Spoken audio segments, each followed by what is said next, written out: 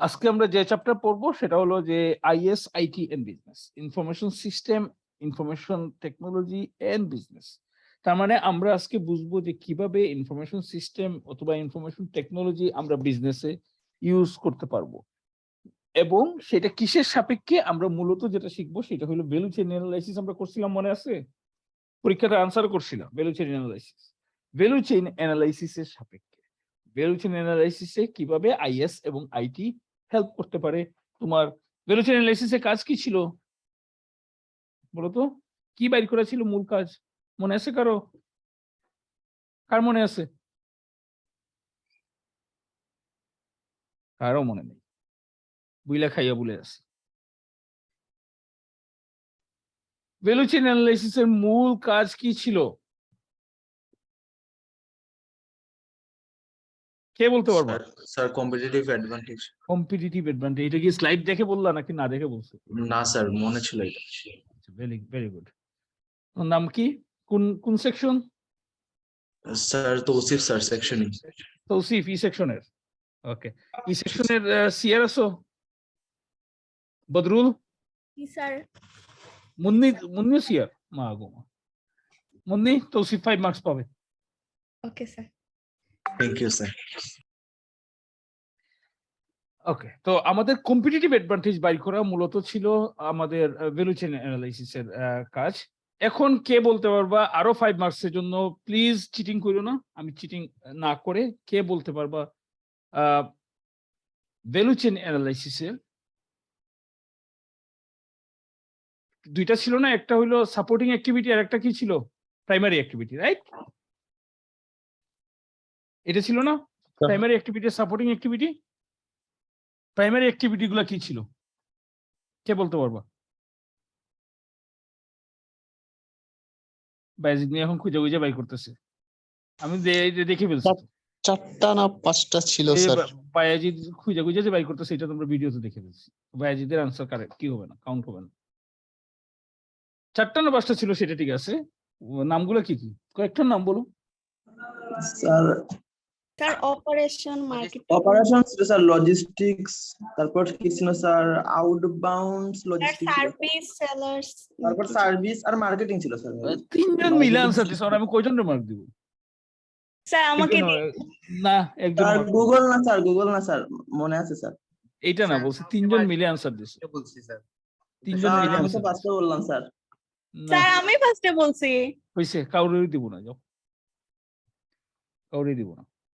Inbound logistic ছিল, outbound logistic ছিল, operations, services, তোমাদের এগুলা ঠিক ছিল, সেলস এগুলা ছিল।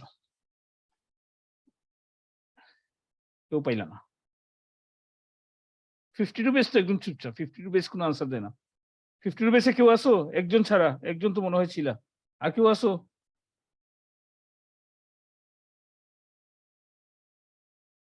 এটার নাম জানি কি? এটার নাম জানি কি ছিল? ফাহমিদা, ফাহমিদা আসো? জি স্যার। ওকে, আমরা 52 বেস কথা বইলো, কথা বললে মার্ক পাওয়া, চুপচাপ বসে থেকে কোনো লাভ নাই।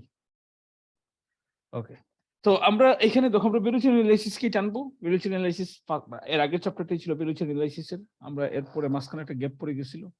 তো এই চ্যাপ্টারে আমরা মূলত শিখবো যেটা, সেটা হলো সবচেয়ে ইম্পর্টেন্ট কোয়েশ্চেন যেটা তুমি ধরে রাখতে পারো তোমার ফাইনাল পরীক্ষাতে আসবে, সেটা হলো বিজনেস প্রসেস রিইঞ্জিনিয়ারিং অথবা বিজনেস রিইঞ্জিনিয়ারিং প্রসেস। দুইটাই বিআরপি অথবা বিপিআর, দুইটাই সেম জিনিস, এক্স্যাক্টলি সেম জিনিস মিন করে। আমরা এটা জানবো যে এটা কিভাবে করে কি কি করতে হয়।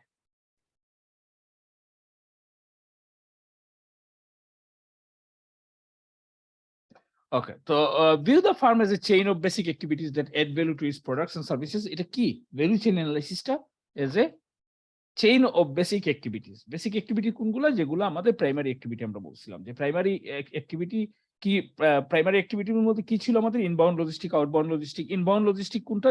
যে কোনো জিনিস যখন তোমার ফার্মে আসে সেটা হলো ইনবাউন্ড। আউটবাউন্ড হলো যখন তোমার ফার্ম থেকে একটা জিনিস বের হয়ে যায়, সেটা হলো আউটবাউন্ড। তুমি ধরো ফর এক্সাম্পল তোমার একটা কেক কোম্পানি আছে, যে কোম্পানি কেক বেক করে এবং মানুষের কাছে সেল করে। তোমার জন্য ইনবাউন্ড কি কি হইতে পারে? তুমি ময়দা কিনবা, আটা কিনবা, ডিম কিনবা, এগুলো হলো তোমার জন্য ইনবাউন্ড। সো এগুলো হলো তোমার যে কোনো জিনিস যেটা এন্টার করতেছে তোমার কোম্পানির মধ্যে, সেটা হলো ইনবাউন্ড। এবং ফাইনাল প্রোডাক্ট যেটা কেক, সেটা হলো তোমার outbound activity. So primary processes directly relate two manufacturing or delivering products. যে কোনো ধরনের প্রাইমারি প্রসেসের মধ্যে কি কি থাকে? Inbound, logistic, outbound. এই আমরা এখন মাত্র বললাম যে তোমার কেকের জন্য যেসব ইনগ্রেডিয়েন্টস তুমি কিনতেছো এবং যে কেকটা তুমি ডেলিভারি করতেছো, এই দুইটাই প্রাইমারি অ্যাক্টিভিটি এবং এটা ডাইরেক্টলি রিলেট টু কি? ম্যানুফ্যাকচারিং ও ডেলিভারিং প্রোডাক্টস। তোমার কেকটা ডেলিভারি দিতেছো, ম্যানুফ্যাকচার করতেছো কিভাবে? তুমি আটা, ময়দা, ডিম কিনে এগুলা তুমি ম্যানুফ্যাকচার করতেছো। সো তোমার এইটা যে কোনো প্রাইমারি অ্যাক্টিভিটি হবে যেগুলো ডাইরেক্টলি রিলেটেড। আর supporting processes help support the day to day running. Supporting অ্যাক্টিভিটির মধ্যে আমাদের কি ছিল? সাপোর্টিং অ্যাক্টিভিটির মধ্যে আমাদের ছিল এখানে আছে অ্যাডমিনিস্ট্রেটিভ বিভিন্ন ধরনের, যেমন আমরা বলছিলাম ফাইন্যান্স থাকতে পারে, তোমাদের যে রেজিস্ট্রেশন প্রসেস আছে সেইটা থাকতে পারে, বা তোমাদের রেজিস্ট্রার অফিস থাকতে পারে, তোমাদের একাডেমিক সেকশন থাকতে পারে। এই একাডেমিক না, কি বলে, এক্সাম কন্ট্রোলার অফিস, যেখান থেকে তোমাকে কি দেয়, এডমিট কার্ড দেয়। এডমিট কার্ড কেন এটা সাপোর্টিং অ্যাক্টিভিটির মধ্যে পড়তেছে? কেন এটা প্রাইমারি অ্যাক্টিভিটি না? কারণ তুমি এডমিট কার্ড ছাড়াও চাইলে তুমি পরীক্ষা দিয়ে দিতে পারবা, যদি তোমাকে টিচার এলাও করে। যদি তোমাকে টিচার এলাও করে তুমি এডমিট কার্ড ছাড়া পরীক্ষা দিয়ে দিতে পারবো। কিন্তু তুমি বলো তো, পরীক্ষাটা প্রাইমারি অ্যাক্টিভিটি নাকি সেটা সাপোর্টিং অ্যাক্টিভিটি? কোনটাতে মধ্যে পড়বে? এক্সাম যে তোমরা দাও, মিড টার্ম, ফাইনাল, এগুলো প্রাইমারি নাকি? এগুলো প্রাইমারি, কারণ এক্সাম না দিলে তুমি কোর্সটা ডেলিভার করতে পারবে না। ওকে, তুমি কোর্সটা পাস করতে পারবে না। সো এক্সামটা পড়বে প্রাইমারি অ্যাক্টিভিটিজ এর মধ্যে, কিন্তু এই যে এডমিট কার্ড, এইসব জিনিস পড়বে তোমার সাপোর্টিং অ্যাক্টিভিটিজ এর মধ্যে। এডমিট কার্ড পাওয়া কিংবা টাকা দিয়ে তোমার রেজিস্ট্রেশন কনফার্ম করা, এটা তোমার প্রাইমারি অ্যাক্টিভিটিজ এর মধ্যে না, এটা তোমার সাপোর্টিং অ্যাক্টিভিটিজ এর মধ্যে পড়বে। Use the value chain to highlight where competitive strategies will add the most value. আমরা ভ্যালু চেইনে কি করব? আমরা যে ভ্যালু চেইন অ্যানালাইসিস করতেছি, এখান থেকে আমরা কি বের করতে পারবো? যে আমরা কোথায় আমরা সবচেয়ে বেশি ভ্যালু এড করতে পারবো। আমরা এটা ভ্যালু চেইন অ্যানালাইসিস করার সময় আমরা জানছিলাম যে ভ্যালু চেইন অ্যানালাইসিস করা হয় এই কারণে যে আমি কোন জায়গাতে বেশি এফোর্ট দিলে আমার ভ্যালুটা বেশি এড হবে। যেমন আমি ধরো 5 টাকা দিয়ে একটা পানির বোতল কিনছি, সেইখানে যদি আমি কিছু ড্রয়িং এড করি তাহলে আমি 60 টাকা দিয়ে বিক্রি করতে পারবো। কিন্তু যদি ড্রয়িং এড না করে, ফর এক্সাম্পল এই ড্রয়িং করতে আমার আরো 1 টাকা খরচ পড়ছে, সো আমার 1 টাকা প্রফিট আসতেছে।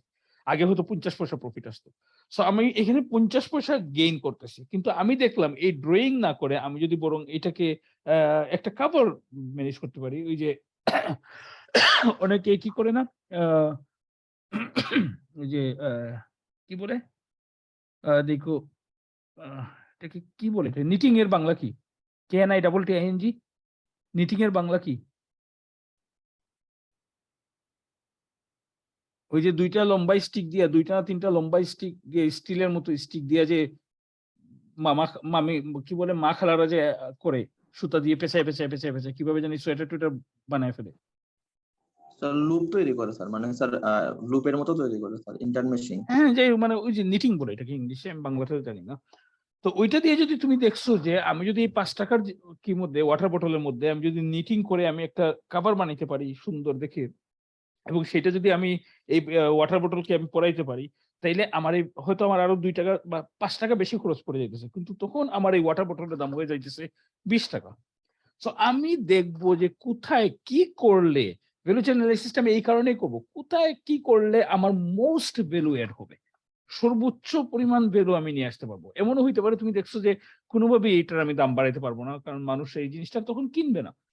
তখন আমি কি করতে পারি? এই অবস্থায় তুমি কি করতে পারো বলো তো?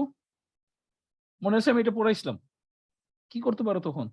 দেখছো যে কোনোভাবে তুমি এটা দাম বাড়াইতে পারবা না, তখন কি করবা? কাট কস্ট করবা, কস্ট কাট করবা। তখন স্যার প্রোডাকশন কস্টটা স্যার মানে যত কমিয়ে প্রোডাকশন আনা যায় কস্ট স্যার। কমানোর চেষ্টা করবা তুমি। সো তুমি হয়তো তোমার জি স্যার।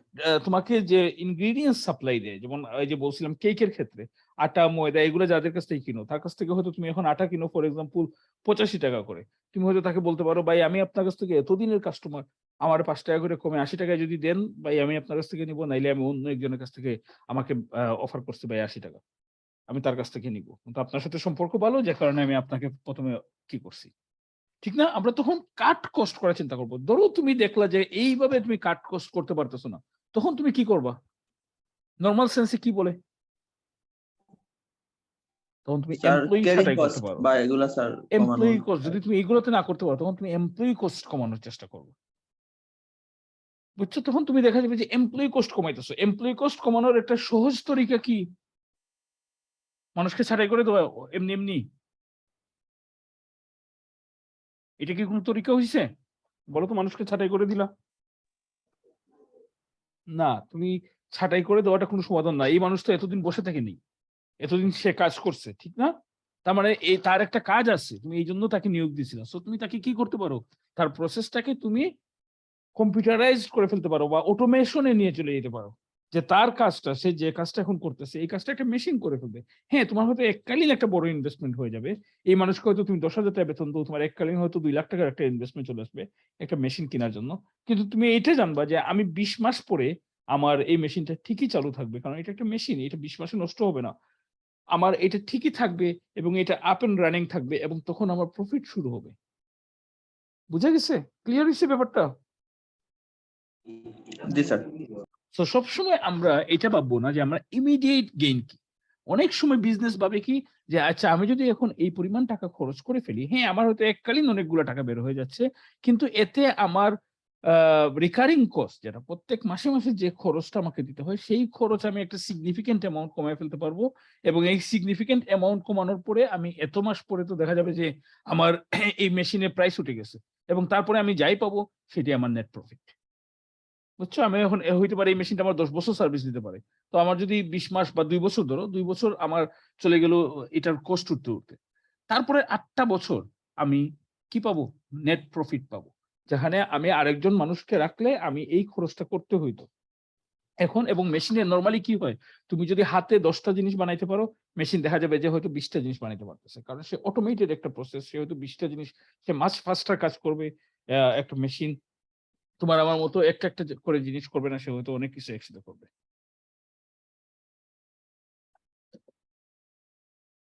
ওকে। তো আমরা এই জিনিসটা আমরা অলরেডি জানি। ভ্যালু চেইন এনালাইসিস আমরা করছি। সো এই পেজটাতে আমি আর টাইম খরচ করব না। যে ইনবাউন্ড লজিস্টিক কি, আউটবাউন্ড লজিস্টিক কি, অপারেশন কি, এই জিনিসগুলো আমরা অলরেডি মিড টার্মে আনসার করছি। ফাইনালে এই জিনিসটা আবার আসতে পারে। আমার এই রেকর্ড আছে যে আমি মিড টার্মের কোয়েশ্চেন ফাইনালে আবার সেট করছি। সো এমন ভাইবো না যে এটা তো মিড টার্মে চলে আসছে, ফাইনালে আর আসবে না। এখন আসো আমাদের বিআরপি। রি-ইঞ্জিনিয়ারিং বিজনেস প্রসেস অথবা বিজনেস রি-ইঞ্জিনিয়ারিং প্রসেস অথবা বিজনেস প্রসেস রি-ইঞ্জিনিয়ারিং। ৩ টা একই নাম, একই জিনিস। আ কি হয়? এবং very important question. Business process re-engineering explain করা গত বছর লাস্ট টাইম ফাইনাল পরীক্ষাতে আসছিল যে বিজনেস প্রসেস রি-ইঞ্জিনিয়ারিং কি করতে হয়, কিভাবে করতে হয় এক্সপ্লেইন করো। এবারও যে আসবে না তার কোনো গ্যারান্টি নেই। আমার খুব ফেভারিট একটা জিনিস বিজনেস প্রসেস রি-ইঞ্জিনিয়ারিং এবং প্রত্যেকটা কোম্পানি বিজনেস প্রসেস রি-ইঞ্জিনিয়ারিং করে। কখন করে? রিসেন্টলি কোন কোম্পানি করতেছে বলো তো? রিসেন্টলি কোন কোম্পানি করতেছে? ফেমাস একটা টুইটার কোম্পানি। হ্যাঁ?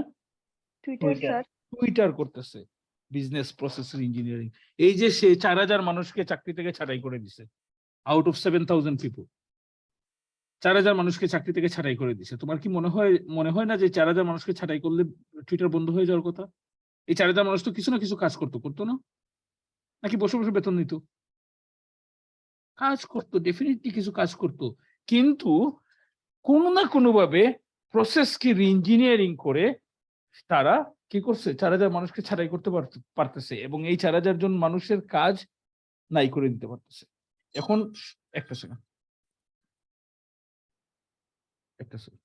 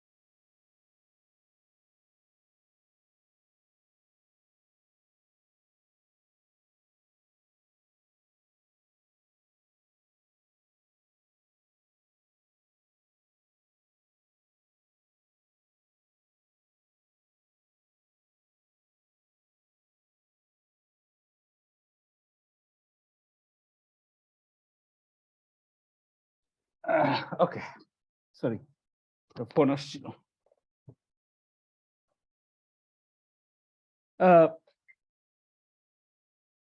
এই দেখছো, এই কারণে বলছিলাম তোমাদের পড়াশোনার সময় মোবাইল পাশে রাখা। একটা পরে একটা কি আসতেছে। তো টুইটার করতেছে। তো আমি যেটা বলতেছিলাম যে তুমি যখন মানুষ ছাঁটাই করবা, বিজনেস একটা জিনিস মাথায় রেখো যে বিজনেস প্রসেস রি-ইঞ্জিনিয়ারিংটা করাই হয় কিসের জন্য?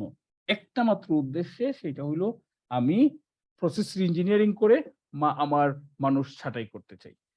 অন্য কোনো উদ্দেশ্যে কখনো বিজনেস প্রসেস রি-ইঞ্জিনিয়ারিং করা হয় না। প্রসেস রি-ইঞ্জিনিয়ারিং বলতে কি বুঝায়? তুমি ধরো এই মুহূর্তে একটা কাজ করতেছো। সেটা কি হয়তো ফর এক্সাম্পল তোমরা তোমাদের সার্টিফিকেট তোলার জন্য টোটাল ৬ টা জায়গায় যাইতে হয়। ঠিক না? জানো এটা? ৬ জন মানুষের সিগনেচার লাগে একটা সার্টিফিকেট তোলার জন্য।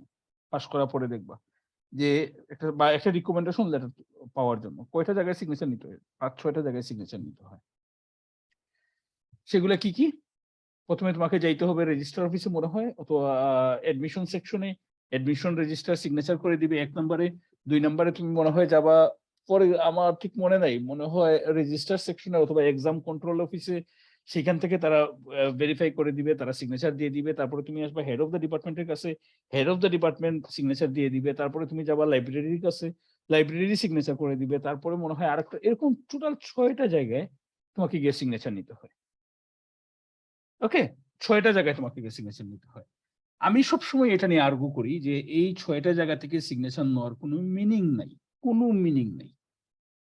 কেন আমরা ৬ টা জায়গা থেকে যদিও তারাও আর্গু করে, তারা কাউন্টার আর্গু করে যে ৬ টা জায়গা থেকে সিগনেচার নিলে দেখা যায় যে কোনো অবস্থাতে কোনো ফেক সার্টিফিকেট আমাদের এখান থেকে ইস্যু হওয়ার সম্ভাবনা থাকে না। কারণ এই ৬ টা সিগনেচার ছাড়া একজনের নামে একটা সার্টিফিকেট, একটা রিকমেন্ডেশন লেটার ইস্যু হবে না। ওকে? তো যখন ৬ টা জায়গাতে, যেমন তোমাকে হয়তো অ্যাডমিশন সেকশন দেখছে যে তোমার কি আছে, আ অ্যাডমিশন আছে। কিন্তু তুমি হয়তো আসলে পড়ো নাই। সো সেইটা তুমি কোর্স যে কমপ্লিট করছো সেটাকে রেকটিফাই করবে। সে এটা দেখবে আ তোমার এক্সাম কন্ট্রোল। তারা দেখবে যে তোমার সবগুলা কোর্সের রেজাল্ট আছে, তুমি সবগুলা কোর্সে পাস করছো। ওকে, তোমার সার্টিফিকেট পাওয়ার যোগ্য। তো তারা সিগনেচার দিয়ে দিল। তারপরে তারা কেন আবার ডিপার্টমেন্টে পাঠায়? এই কারণে পাঠায় যে ধরো তোমরা যমজ ভাই, যমজ ২ ভাই অথবা যমজ ২ বোন হতে পারো। এক্সাম কন্ট্রোল হয়তো ছবি দেখে এটা মিলাইতে পারতেছে না বা মিলাইতে পারবেও না। কিন্তু আমরা যারা তোমাদেরকে ক্লাস করাইছি, তারা হয়তো তোমাকে দেখলে আমরা চিনবো যে তোমার সাথে আমাদের যেরকম কথাবার্তা হয়তো, বা তুমি যখন আমার কাছ থেকে সিগনেচার নিতে আসতেছো, তখন তুমি হয়তো ইতস্তত করবা, কারণ তোমার ডাইরেক্টলি এরা ক্লাস নিছে। ডিপার্টমেন্টের হেড তোমার সাথে ১টা ২টা হইলেও কোর্স পাইছে। সো তোমার ডাইরেক্টলি ক্লাস নিছে।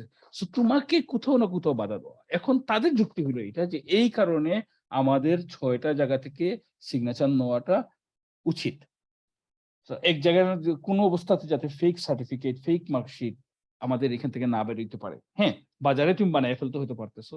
রিসেন্টলি অনেক ফেক সার্টিফিকেট আমাদের কাছে আসতেছে। যেগুলা আমরা ইনভেস্টিগেট করে পাইছি যে লিডিং ইউনিভার্সিটি ডাইরেক্টলি আমাদের কোনো ধরনের ইনভলভমেন্ট নাই। বাজারে তুমি প্রেসে ছাপায় ফেলছো, এটা তো আমাদের আসলে কিছু করার নাই। কিন্তু আমাদের এখান থেকে ডেফিনিটলি বের হয় নাই। কারণ ৬ টা জায়গা থেকে সিগনেচার, তো তাদের কথারও যুক্তি আছে। তো এখন আমরা চিন্তা করলাম কি? আমরা চিন্তা করলাম যে না, এই ৬ টা জায়গা থেকে করতে গিয়ে আসলে স্টুডেন্টদের একটা পুরা দিন নষ্ট হয়ে তারপরে দেখা যায় আসলে মাঝে মধ্যেই ১ দিনের মধ্যেই কাজ শেষ হয় না। আমরা প্রসেস ইঞ্জিনিয়ারিং করে ৬ টা থেকে ৪ টাতে আনতে পারি কিনা? একই মানুষকে আমরা তখন কি বললাম? ফর এক্সাম্পল আমরা আ কি কে আমরা বললাম অ্যাডমিশন সেকশনের আর তোমার এটা চেক করার দরকার নাই। কারণ যদি কিসের এক্সাম কন্ট্রোল, যদি কারণ অ্যাডমিশন আর এক্সাম কন্ট্রোল ২ জনই তুমি তাকে চিনো না। অ্যাডমিশনের সময় একজন দেখছো একবার, হাজার স্টুডেন্টদের ভিড়ে তোমার এটা মনে থাকার কথা না। এক্সাম কন্ট্রোল তুমি তাকে কখনোই দেখার কথা না। তুমি তাকে ক্লাস নাও নাই, তোমার কি হয় নাই। তুমি সবসময় কিসেই কাজ করছো? পেছনেই কাজ করছো। সো তুমি তার সাথে ডাইরেক্টলি তুমি তাকে দেখার দরকার নাই। হ্যাঁ, হেড অফ দ্য ডিপার্টমেন্ট হয়তো দরকার আছে। কারণ হেড অফ দ্য ডিপার্টমেন্ট তার ক্লাস নিছে, সে রেকটিফাই করতে পারবে যে এই স্টুডেন্টকে আমি চিনি। তো আমরা চিন্তা করলাম কি? না, এখন আমরা আর এই অ্যাডমিশন এবং এক্সাম কন্ট্রোল আমরা এই ২ জায়গা থেকে আজাইরা সিগনেচারের ব্যবস্থা করব না। ইনস্টিড আমরা এক জায়গা থেকে কি করব সেটা হলো এক্সাম কন্ট্রোল। এক্সাম কন্ট্রোল যদি দেখে যে এই স্টুডেন্টের ১৫২ ক্রেডিট কমপ্লিট আছে, আমরা তাকে সার্টিফিকেট দিতে পারবো বলে সিগনেচার করবে। হেড তখন যদি মনে করে যে এইটা সেম স্টুডেন্ট, এই নামের সাথে মিলতেছে, এই চেহারার সাথে মিলতেছে, ওকে ঠিক আছে, আমরা এই স্টুডেন্টকে দিয়ে দিতে পারি। শেষ করে দাও। হ্যাঁ, লাইব্রেরিতে হয়তো যাওয়া লাগবে। তোমার লাইব্রেরিতে কোনো বই-টই পাওনা আছে কিনা সেটা চেকের জন্য। এই শেষ। তো আমরা 3টা প্রসেসের মধ্যে এনে ফেলতে পারি চাইলে।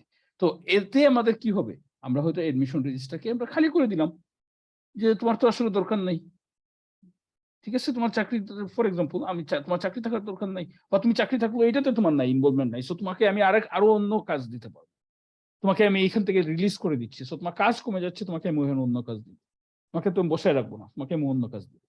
তো এটাই হলো মূলত বিজনেস প্রসেস ইঞ্জিনিয়ারিং, যেখানে যেটা করার জন্য আমি বারবার বলতেছি, আমরা যখন SWOT অ্যানালাইসিস করছি তখনও আমি বলছি যে এই অ্যানালাইসিস গুলো করার জন্য তোমাকে 1-to-1 পার্সনকে দেখতে হয়, প্রত্যেক মানুষের কাজ যাচাই করতে হবে। তুমি যদি কাজ যাচাই না করো, তুমি হয়তো মনে করবো আরে এই সেকশনে 10 জন মানুষের কি দরকার, এত মানুষের এখানে কি দরকার, এরা শুধু ফর এক্সাম্পল ফাইন্যান্স, এদের এত মানুষের দরকার কি, এরা শুধু টাকা নিতেছে, কি করতেছে, এরা তো টাকা নেয়ও না, ব্যাংকে গিয়ে আমরা টাকা দিই, এরা শুধু রিসিপ্টটা রাখতেছে, আমাদেরকে ইস্যু করে দিতেছে, শেষ। এখানে এত মানুষ, 10-12 জন 15 জন মানুষ, এত মানুষ রাখা দরকার। কারণ কি, তোমার হয়তো এটা মনে হইতেছে, কিন্তু তুমি যদি তাদের সাথে, প্রত্যেকটা মানুষের সাথে একটা দিন কাটাও, এখানে কোনো মানুষ বসে থাকার জন্য বেতন পাচ্ছে না, তার ডেফিনেটলি কিছু একটা কাজ আছে। তুমি তার সাথে যদি না বসো, তার কাজ পুরা দিন ধরে তুমি অবজার্ভ না করো, তাহলে তুমি বলতেও পারবে না আসলে তার কাজ কি। এখন তুমি সবার এরকম একজন একজন করে সবার কাজ দেখবা, কোনো ধরনের কথা নাই, তুমি শুধু নোট করবা কে কি কাজ করতেছে, তার কাজ কতটুকু ইম্পর্টেন্ট, সেই অনুযায়ী তুমি রেটিং করতে পারো যে তার কাজটা ইম্পর্টেন্ট, তার কাজটা আরেক জায়গাতে রিপিট হচ্ছে না, 2 জায়গাতে একই কাজ করা হচ্ছে না, কিংবা একজন মানুষকে দিয়ে চাইলেই আমরা খুব ইজিলি 2টা কাজ করে ফেলতে পারবো, এটার জন্য কোনো এক্সট্রা টাইম লাগবে না, এক্সট্রা কিছু লাগবে না, বরং মোর এফিশিয়েন্ট হবে। যেমন আমাদের এখানে যদি আমি বিজনেস প্রসেস, আমাদের যদি লিডিং ইউনিভার্সিটি আমি বিজনেস প্রসেস ইঞ্জিনিয়ারিং করি, তাইলে ফার্স্টে যেটা করব সেটা হলো, এখন আমরা কি করি, তোমাদের পরীক্ষা নেওয়ার পরে রেজাল্টটাকে আমরা এক্সেল শিটে তুলতে হয়। ফার্স্টে একজন করে তোমার এক্সেল শিটে তোমাদের রেজাল্ট তুলতে হয়। সেই এক্সেল শিটটা আমরা কি করি, সিগনেচার দিই, কোর্স টিচার এবং ডিপার্টমেন্টের হেড 2 জন মানুষের সিগনেচারে যায় এক্সাম কন্ট্রোলের কাছে। এক্সাম কন্ট্রোল কি করে, আবার ওই এক্সেল শিট থেকে একটা করে আবার রেজাল্ট শিটে তুলে ফাইনাল সার্ভারে তুলে দেয়। তো এইখানে কি মনে হইতেছে, এইখানে ডাবল হ্যান্ডলিং করা হচ্ছে না একটা জিনিস, আমি একবার বানাইতেছি, আবার এক্সাম কন্ট্রোল আবার বানাইতেছি, ঠিক না? 2বার কাজটা, একই কাজ করা হচ্ছে না 2বার। জি স্যার। এখন আমরা চিন্তা করলাম যে না, এই কাজ আমরা এইভাবে 2বার করলে আলটিমেটলি সময়টা নষ্ট হচ্ছে, আমাদের মেন পাওয়ার বেশি লাগতেছে, কারণ প্রত্যেকটা আমাদের এখানে লিডিং ইউনিভার্সিটিতে 138 জন ফুল টাইম টিচার আছে, 38-39 জন ফুল টাইম টিচার আছে, ফুল টাইম টিচার। এক একজন যদি 5, এবার এই যে ধরো 4টা করে যদি কোর্স নিই এক একজন, তার মানে 500 কোর্সের মতো কোর্স পুরা লিডিং ইউনিভার্সিটিতে চলতেছে।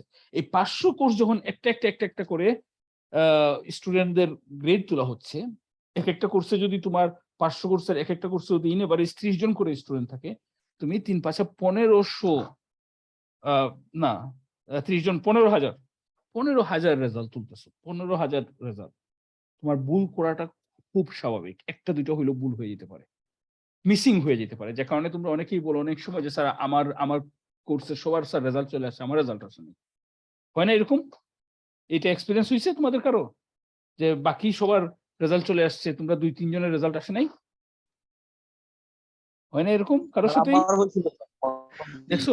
তো এটার কারণ কি? এটা হচ্ছে কারণ ডাবল হ্যান্ডলিং করা হচ্ছে। হয়তো একটা মিসিং হয়ে গেছে। হয়তো সে যখন সে 30 জন মানুষের মার্ক তুলতেছে একটা করে, সে হয়তো কি হইছে, মাঝখানে কোথাও অন্য একটা কথায় লেগে গেছিল, অন্য একটা কাজে চলে গেছিল। আবার যখন আসছে তার মনে নাই, সে এক জায়গা থেকে শুরু করে, সে মনে করতেছে আমি তো ওই জায়গা পর্যন্ত সে মনে হয় শেষ করছি। সে হয়তো আরেকটা জিনিস শুরু করে দিছে। মাঝখানে 2-3 জনের মার্ক চলে গেছে, যাদের এন্টার করা হয় নাই, ইনপুট দেওয়া হয় নাই। হ্যাঁ, এটা এমন না যে পরে দেওয়া যাবে না, পরে আবার দেওয়া যায়, কিন্তু মাঝখান থেকে একটা হ্যাসেল হয়। তো আমরা যদি বিজনেস প্রসেস ইঞ্জিনিয়ারিং করতে চাই এখানে, তাহলে আমরা কি বলবো? আমরা বলবো যে teacher himself should input all the marks.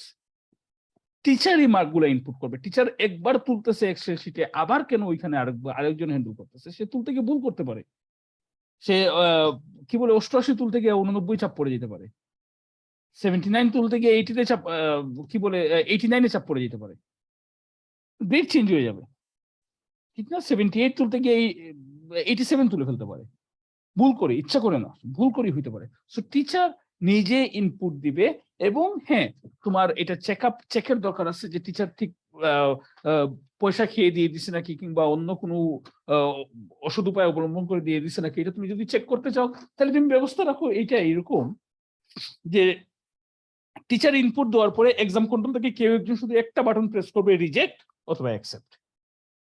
ঠিক না? আবার তো পুরা রেজাল্ট তোলার দরকার নেই। আবার কি পুরা রেজাল্ট তোলার দরকার আছে? প্রয়োজন আছে? নাই। তুমি রিজেক্ট অথবা অ্যাকসেপ্ট করো, অথবা এডিটের ব্যবস্থা রাখো। যদি তুমি মনে করো কোনো একটা এডিট করার দরকার আছে, তাহলে এডিট বাটনে চাপ দিবা। সবগুলো তো দরকার নাই, একটা দুটো হয়তো প্রয়োজন পড়তে পারে। ভুলে তুমি দেখতেছো টিচার লেখছে, ফর এক্সাম্পল একজন স্টুডেন্ট 81 পাইছে, কিন্তু ভুল করে A প্লাসের জায়গায় A দিয়ে দিছে, ক্লাসটা হয়তো উঠে নাই। টাইপ করার সময় হয়তো ভুলে ভুলে A প্লাস টাইপ করে নাই, তুমি সেই A প্লাসটা টাইপ কর, এখন শুধু A কে A প্লাস বানাইতেছো। শুধু এইটার জন্য তো তোমার সবগুলো দরকার নেই। বুঝাতে পারছি? সবগুলো তো তোমার দরকার নেই। সো তুমি এইখানে এই জিনিসটা করতে পারো যে আমি বিজনেস প্রসেস ইঞ্জিনিয়ারিং করব, করে আমি এখানে একটা প্রসেস কমায় দিব। আমি এতজন মানুষের ব্যবস্থা রাখবো না, আমি একজন মানুষ কমায় দিব। আমার একজনের টাকা সেভ হইলো, এখান থেকে একজন মানুষ ফ্রি হইলো। তার চাকরি যাক আর না যাক, আমি একজন মানুষকে ফ্রি করলে এই মানুষকে আমি, সবচেয়ে বড় কথা হলো এই মানুষকে আমি অন্য জায়গাতে ইউজ করতে পারবো। এখন বিজনেস প্রসেস ইঞ্জিনিয়ারিং যখন আমরা করব, তখন তোমাকে মাথায় রাখতে হবে যে এইটার যেরকম তুমি টাকা সেভ করে, অনেক টাকা সেভ করে ফেলতে পারো। হয়তো দেখা যাবে যে লিডিং ইউনিভার্সিটিতে আমাদের total employee number of employees মনে হয় অ্যারাউন্ড 380, 90, 95 এরকম, ভেরি ক্লোজ টু 400 সব মিলিয়ে আমাদের এমপ্লয়ি, এভরিথিং, এভরি সেকশন মিলিয়ে আমাদের এমপ্লয়ি হইলো অ্যারাউন্ড 400 এর কাছাকাছি। এখন হয়তো তুমি দেখবা যে এর মধ্যে থেকে আমি 50 জন, 60 জন বা 70 জনকে আমি বাদ দিয়ে দিতে পারতেছি বিজনেস প্রসেস ইঞ্জিনিয়ারিং করে। আমি 70 জনকে বাদ দিয়ে দিতে পারতেছি। এখন এইটার মধ্যে এমন না যে আমি 70 জনকে আমি ঠাস করে বাদ দিয়ে দিলাম। হ্যাঁ, বাদ দিয়ে দিলে তোমার অনেক টাকা, 70 জনের যদি বেশি না, ধরো সব লোয়ার লেভেলের মানুষের কি গেছে, তাও এক একজন 15,000 টাকা। এই যে জারুদাররা 15,000 টাকা বেতন পায়, যারা সুইপ, যে কি করে, বাথরুম টাথরুম ক্লিন করে, মুছে, ঝাড়ু দেয়, তারা 15,000 টাকা না 16,000 টাকা যিনি বেতন পায়। তো 15,000 টাকা করে আমার 50 জনের টাকা বেঁচে যেতেছে, 5, 15, 75, 7.5 লাখ টাকা প্রত্যেক মাসে আমার সেভ হইতেছে। তুমি হয়তো এটা মনে করবা। সো তুমি কি করলা? এদেরকে বাদ দিয়ে দিলা। কিন্তু এখানে একটা পটেনশিয়াল রিস্ক থাকে। পটেনশিয়াল রিস্কটা কি? হয়তো দেখবা যে এরপরে তোমার আগে যতটুকু ক্লিন থাকতো ইউনিভার্সিটি, এখন আর এত ক্লিন থাকতেছে না। কারণ তুমি হয়তো পিয়নকে বলছো তোমরা ঝাড়ু দিবা, পিয়নের অন্য কাজ আছে, সে ওই কাজের ফাঁকে ফাঁকে ঝাড়ু হয়তো সব প্রত্যেকদিন দিতে পারতেছে না, কোনোদিন দিতে পারতেছে, কোনোদিন পারতেছে না। কিন্তু সো এই কারণে বিজনেস প্রসেস ইঞ্জিনিয়ারিং যখন করবা, এইটা তুমি জেনে করবা যে তুমি যদি সামান্য পরিমাণ ভুল করো, একজন মানুষের কাজ, হ্যাঁ, এখন প্রত্যেকদিন হয়তো, ফর এক্সাম্পল তুমি যেদিন গেছো, এদিন আমার জন্য একটা পারফেক্ট ডে ছিল, আমার একটা রেজাল্ট তুলতে ভুল হয় নাই, একটা কোনো কিছু রিপিট করতে হয় নাই, যা করছি সবগুলা পারফেক্টলি হয়ে গেছে। তুমি হয়তো মনে করছো যে আমার কাজ তো খুব ইজি, আমি তো আরেকজনের কাজও করতে পারবো। কিন্তু এমনও দিন আছে যেদিন হয়তো এখানে অনেক কমপ্লেক্স জিনিস আসে, যেদিন হয়তো পারফেক্ট ডে না, তুলতে গিয়ে আমি 10 বার ভুল করতেছি, একই কাজ আমাকে বারবার করা লাগতেছে, হইতে পারে না এরকম? এরকম যদি হয়, তুমি তখন কি করবা? তখন তুমি আমাকে মনে করলা যে আমার তো পারফেক্ট ডে দেখে মনে করলা যে ঠিক আছে, এটা তো তার তো কাজ আসলে তো 7 ঘন্টা 8 ঘন্টার কাজই না, তার কাজ হইলো 4 ঘন্টা 5 ঘন্টা। তো 5 ঘন্টায় সে আরো 3 ঘন্টা বসে থাকতেছে, তো আমি আরেকজনের কাজ, আমি 3 ঘন্টার কাজ আমি তাকে দিয়ে দিই, সে করে ফেলতে পারবে। কিন্তু যেদিন আমার কাজের প্রেশার বেশি থাকতেছে, কিংবা যেদিন আমার এই জিনিসটা করা ভুল হয়ে গেছে, আমি আবার রিপিট করা লাগতেছে, কিংবা এরকম কোনো কিছু, সেদিন হয়তো দেখা যাচ্ছে আমার আসলে 7 ঘন্টা এনাফ না, আমার 7.5 ঘন্টা লাগতেছে। পরের দিন সকালে এসে আমি এই জিনিসটা আবার করতেছি প্রথম ফার্স্ট আওয়ারে। তো তখন যদি আমি ওই মানুষের কাজ, ওই যে 3 ঘন্টার কাজ আমাকে দিছিলা, ওই 3 ঘন্টার কাজকে আমার পক্ষে ওই দিন করা সম্ভব? সম্ভব না। এতে কি হবে? আসলে ওই কাজটা পিছিয়ে যাবে। এরকম করে কয়েকদিন পিছিয়ে যাওয়ার পরে দেখবা যে তোমার আসলে অনেক পিছিয়ে গেছো, তোমার প্রসেস গুলা ঠিক মতো কাজ করতেছে না, অনেক কিছু নষ্ট হয়ে গেছে, অনেক কিছু ঝামেলা হয়ে গেছে। বুঝতে পারছি ব্যাপারটা? So potential payback is high, but so is risk of.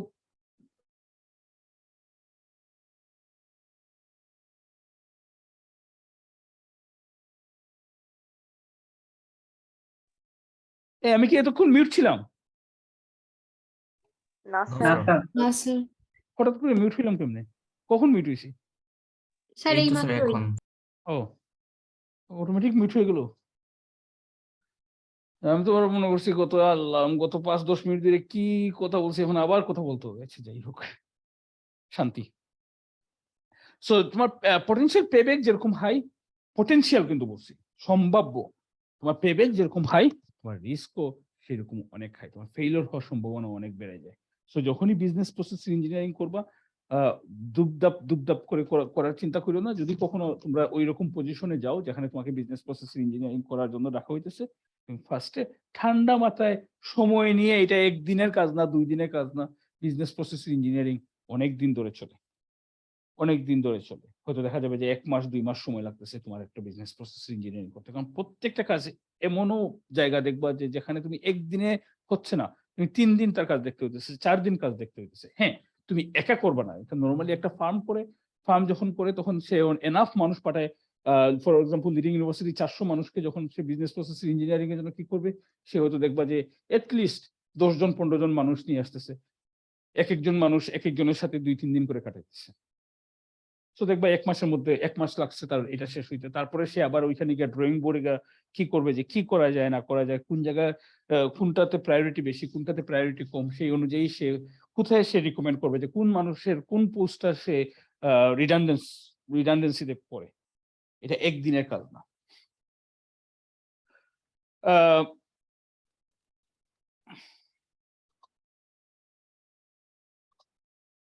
IT plays a major role in re-engineering most business processes. কিভাবে IT কিভাবে কাজ করে, IT কিভাবে ইম্পর্টেন্ট রোল পালন করে? নরমালি IT পালন করে কারণ হলো আমরা যখন রি-ইঞ্জিনিয়ারিং করি, আমরা যখন এই জিনিসটাকে কি করতে চাই, তখন আমাদের কোনো না কোনো প্রসেসকে অটোমেশনে নিতে হয়। এমন না যে সেই মানুষ সারাদিন বসে থাকতো বলে তুমি তাকে বেতন দিতেছিল, ডেফিনেটলি সারাদিনই কিছু না কিছু একটা কাজ করতেছিল। এখন তুমি যখন তাকে রিডান্ডেন্সিতে ফেলতে চাইতেছো, তারকে তুমি ছাঁটাই করে দিতে চাইতেছো, তার পোস্টটাকে তুমি বলতেছো যে এই পোস্টে আর মানুষের দরকার নেই, এই জিনিসটা তুমি বলতে চাইতেছো, তখন তোমাকে কি করতে হবে, তার ওই কাজগুলা কোনো না কোনো ভাবে তোমাকে করে দিতে হবে না, নাকি না করলে চলবে? করতে হবে। তো সেই কাজটা নরমালি আমরা যেটা করি, কি করি যে কোন কোন কাজগুলা আমরা অটোমেটিক্যালি করে ফেলতে পারি। যেমন ধরো আগে কি হইতো, আগে যখন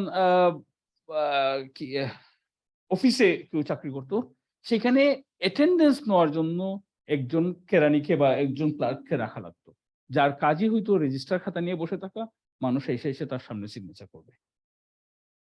ঠিক আছে, এখন আমরা কি করি? ফিঙ্গারপ্রিন্ট দিয়ে দেন স্যার।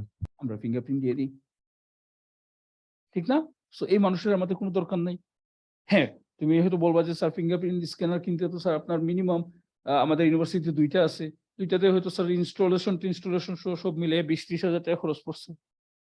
30 হাজার টাকা তো কিছুই না যদি তুমি চিন্তা করো একজন মানুষকে 15 হাজার টাকা বেতন দেওয়া লাগতেছে, ঠিক না? তোমার 2 মাসের বেতনের টাকা দিয়ে তোমার এরকম 2টা মেশিন হয়ে গেছে। বুঝতে পারছি? তো একটা জিনিস সবসময় মাথায় রাখবা যে বিজনেস কখনো, তুমি হয়তো বলবা যে স্যার একজন মানুষের চাকরি এইভাবে ঠাস করে খেয়ে ফেলবেন স্যার, এইরকম। বিজনেস কখনো আবেগ দিয়ে চলে না, বিজনেস চলে ফ্যাক্ট দিয়ে।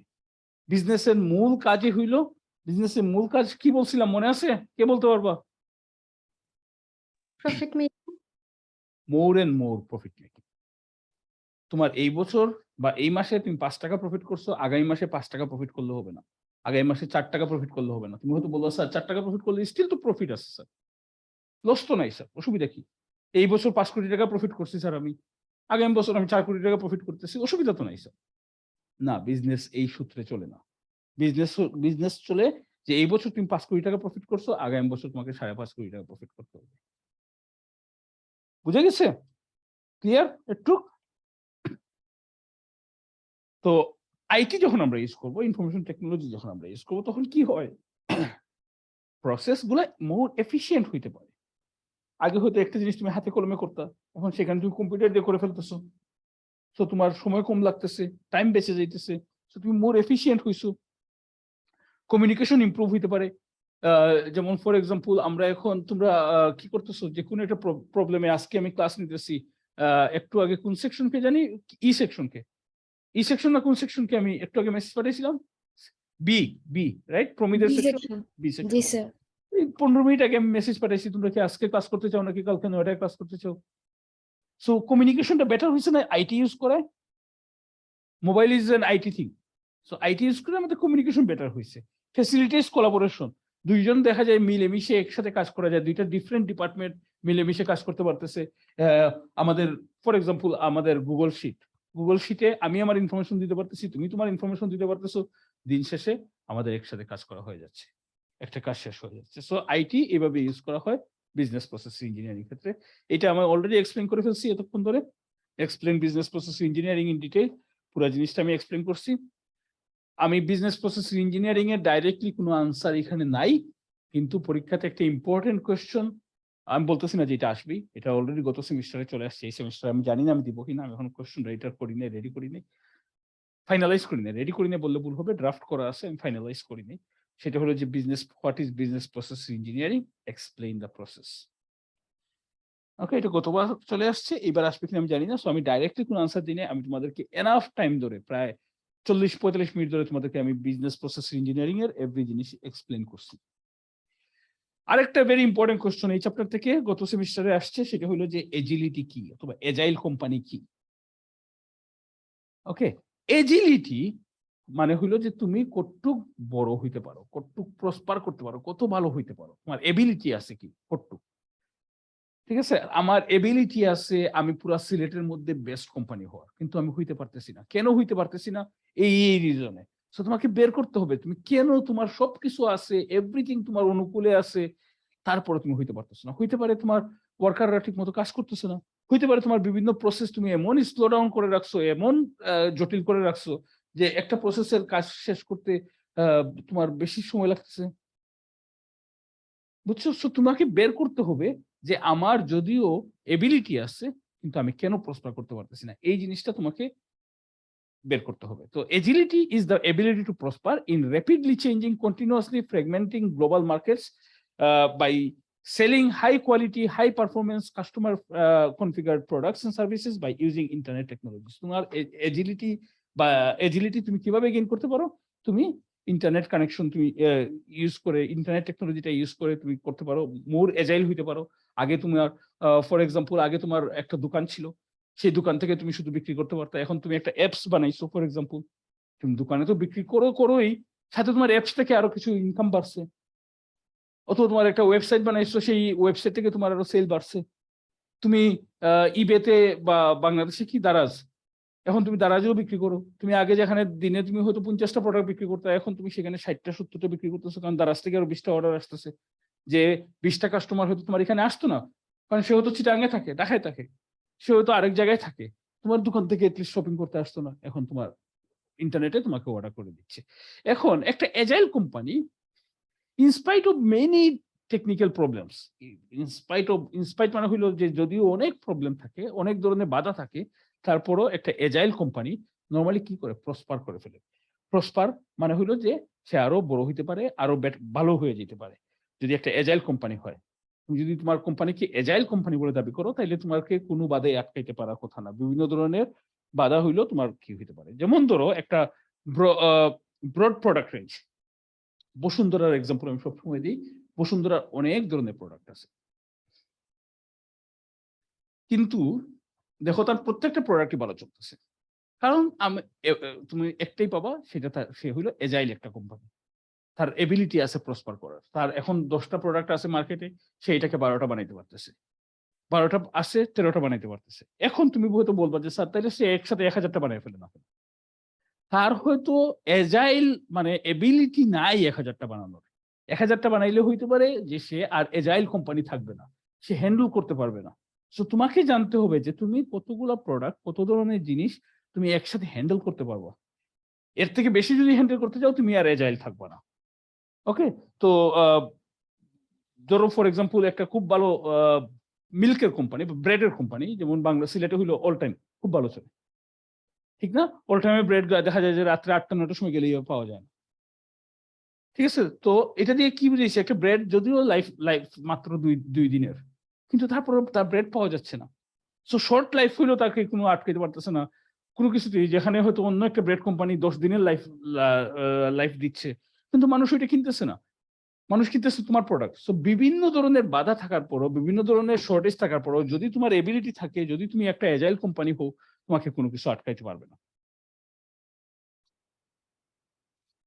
এখানে এইগুলো নিয়ে লিখছে agile company presents product as solution to customers problem, cooperates with customers, suppliers, and cooperates with customer suppliers and competitors. Agile company কি কি করে মানে কি কি করতে পারে বা কি কি করে কিভাবে একটা কোম্পানি অ্যাজাইল হয় এই জিনিসগুলো এখানে বলছে। কিভাবে আইটি হেল্পস, এটা এত ইম্পর্টেন্ট কিছু না।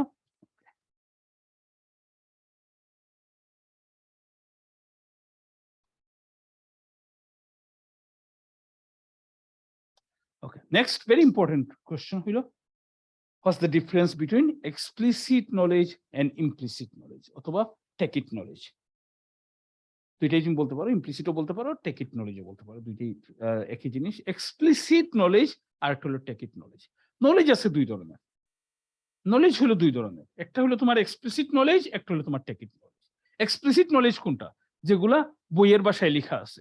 এই যে আমরা এখন এখানে স্লাইডগুলো দেখে যেটা শিখতেছি, যা শিখতেছি সেটা হলো তোমার এক্সপ্লিসিট নলেজ। আর টেকিট নলেজ কোনটা?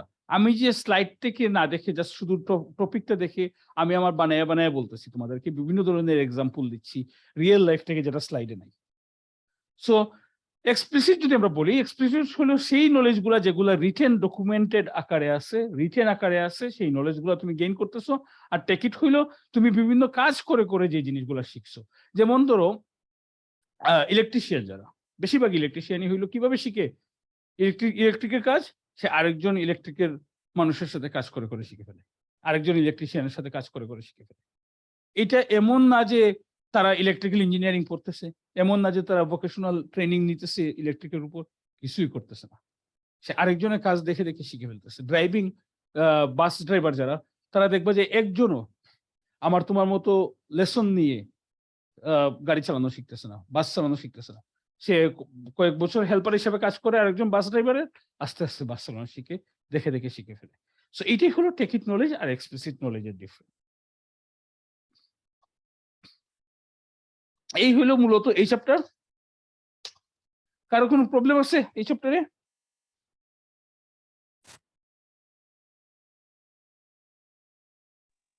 সবাই বুঝছো? সবাই বুঝছো? ফাহমিদা স্যার মোটামুটি মোটামুটি? স্যার আর কি পরে দেখতে হবে ভিডিও। আচ্ছা, ইনাস? ইনাস নাই? আসি স্যার। আচ্ছা, বুঝছো? জি স্যার। আর কে আছে? ডি সেকশন থেকে রায়াত? জি স্যার, বুঝছি স্যার। তুমি তো খেলা দেখতেছো, তুমি কি না স্যার, না স্যার, খেলা দেখতেছি না কি কই জয়ী কই? স্যার। ওর মাইগ্রেনে ব্যথা করতেছে, ঘুমে গেছে। মাইগ্রেন। ওকে, ঠিক আছে, তাইলে আজকে এখানে থাকুক। অ্যাটেন্ডেন্স নিও সবাই, প্লিজ প্লিজ প্লিজ অ্যাটেন্ডেন্স নাও। যার যার সেকশনের অ্যাটেন্ডেন্স নেওয়া হয়েছে? জি স্যার, ডান স্যার। সবাই নিছো? চারটা স্যার। সেকশন আসো, চারটা সেকশনের সিআর নিছো বা সিআর যেই দায়িত্বে আছো, আমাকে এটা আগামী দিন ক্লাসে হ্যান্ড ওভার করো প্লিজ। এখানে কোনো রং ইনফরমেশন দিও না, যে আমার ফ্রেন্ডকে আমি তোমাদেরকে ভরসা করতেছি, বিশ্বাস করতেছি, বিশ্বাসের মর্যাদা রাখো। ঠিক আছে তাইলে, আল্লাহ হাফেজ। কালকে Yes, sir. সকাল আসসালামু আলাইকুম। সকাল বি সেকশন সকালের ক্লাসটা হবে না, আগামীকালকে। ওকে আর অ্যাসাইনমেন্টে প্লিজ কি করো না, ডেট মিস করো না। আমি একদিনও এক্সটেনশন দিব না, প্রত্যেক দিনের জন্য আমি বলছি যে মার্ক পাবা সেই মার্ক থেকে আমি 2 করে মাইনাস করবো।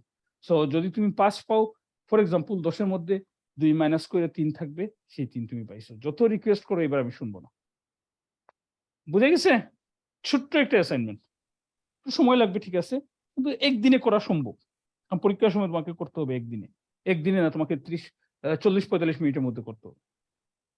তো একদিন একটু সময় দাও, 1 ঘন্টার মতো সময় দাও, একবার প্র্যাকটিস হয়ে গেলে পরীক্ষাতে খুব ইজি হয়ে যাবে।